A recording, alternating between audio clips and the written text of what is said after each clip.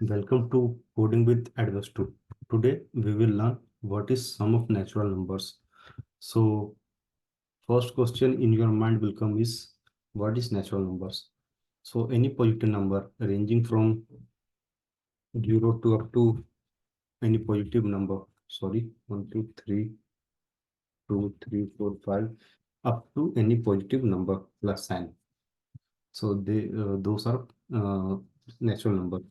So let's make our first code in Python. So how we can perform? We can sum up natural numbers. First and natural numbers we can make in Python. So let's see. Let's make a user input with int input because we will get user input in the form of integer. Sorry, here number. Okay. Now we'll make a temporary variable which will be very handful in later part for our coding. Now we will make a for loop for I in a range up to range do run range up to our user input whatever number will provide. So we'll make num up to that number it will range. Now the real work of temporary variable which we have stored temp in the name of temp sum, it will start temp sum plus equals to I. So many of you have some questions or doubts. What is the use of temp sum? So whatever operation will be perform on right hand side, like addition of two numbers, like addition of 1 plus 2. So let's make it simple. I will comment it out. We can write this in two ways. Temp sum equals to temp sum plus I. Okay, sorry, I. So we can write in two ways. These both will we give same result, but we can write in two ways.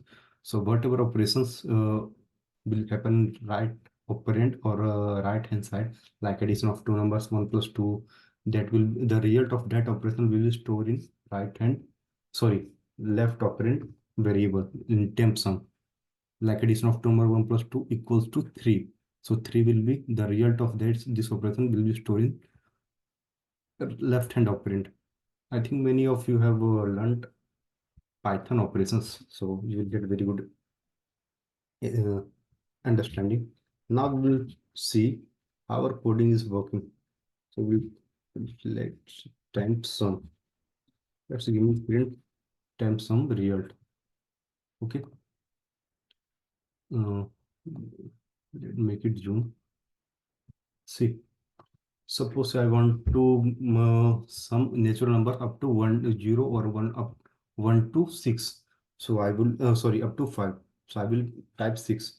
So it will give me numbers up to 1 to 5. So why it is not sum up to 6? Because we know that range in range the last one is exclusive. So if you type num equals to 6, it will do up to 1, 2, 3, 4, 5. 5. 6 will be exclusive. So that is whole idea of range. Last one will be exclusive. Okay. So I think many of you have some doubts like what is for I in range num. I know many of you have some doubts. Let's do some check also for another number. Let's suppose I want to sum of n natural numbers up to 11. So I will, sorry, 10. I will do 11. So it will give me sum up to natural numbers from 1 to 10, 55. Yeah. Let's suppose we can check for 1 to 3. So we know that 1 plus 2 plus 3 equals to 6. So it will give very good checking and idea also. And we can do 4 because last one is exclusive in range. Give 6. Yeah. Let's understand what is for I in range.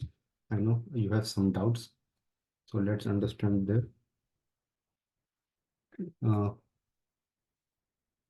let's see. sorry, 1 minute. Yeah, I is temporary variable iterated over range. Okay, sorry, temporary variable I is temporary variable. Okay, iterated over every element of range.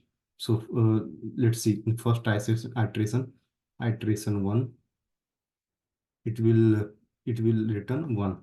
In iteration 2, it will return 2. Iteration 3, in for loop, it will return 3.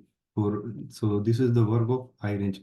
In instead of I, you can give any name like variable, num, any name you can give. Because of indexing, I have give I. You can give any name this variable instead of I. Okay. And I know you have some dots like related to temp sum plus equals to y. Okay. So let's suppose you can do some operation on right hand side. Temp sum equals to, let's see in simple example, n1 plus n2. I will do. Okay. So it is 1, it is 2. Now real will be 3. So this 3 will be stored there. Okay. So let's see in coding part. What happened is this. What happened? So temp sum plus I. Okay. So initially our temp sum value equals to 0. So this is equals to 0 in, and instead of 5 in first iteration it will return 1. So 0 plus 1 equals to 1. Now 1 will store there. In iteration 2, I will be return 2 for me. But see now, instead of temp sum, because we have stored 1 in first operation, now it is equals to 1. Temp sum 1 plus 2. Sorry, yeah, 1 plus 2 equals to 3. Now again, this right hand operation will get stored in left operand temporary variable. Okay. Next, third iteration 3. It will return I will for value I, it will return 3.